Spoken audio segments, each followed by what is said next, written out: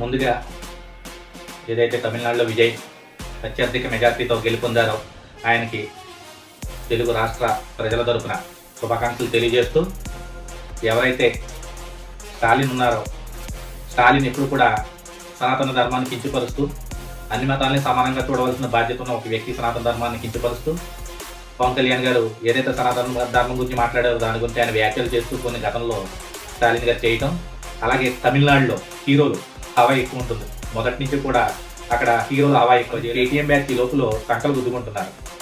ఒరిజినల్గా మీ నాయకుడు సపోర్ట్ చేస్తాయి డిఎంకేకి, ఎందుకంటే డిఎంకే పార్టీకే ప్రత్యేకంగానో పరోక్షంగానో మద్దతు తెలపడం. ఇక్కడ రోజా గారు కూడా వెళ్ళి క్యాన్సింగ్లు చేయడం జరిగింది.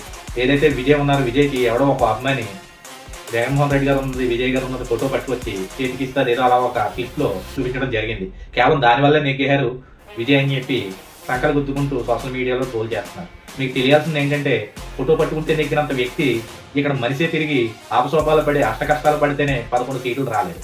అలాంటి వ్యక్తి ఒక ఫోటో పట్టుకుని విజయ్ అక్కడ ప్రచారం చేస్తే నెగ్గాడనడం హాస్యాస్పదంగా ఉంది.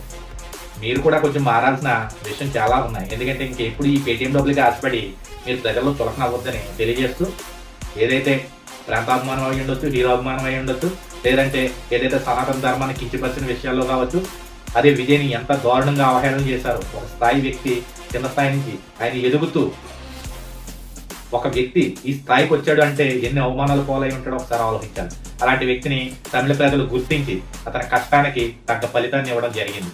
ఇలా ఖచ్చితంగా రాబోయే రోజుల్లో ఆంధ్రప్రదేశ్లో కానీ తమిళనాడులో కానీ ఎక్కడైనా కానీ ఆ ప్రాంత అభివృద్ధి కోసం అక్కడ ప్రజలు ఓట్లేయడం జరుగుతుంది.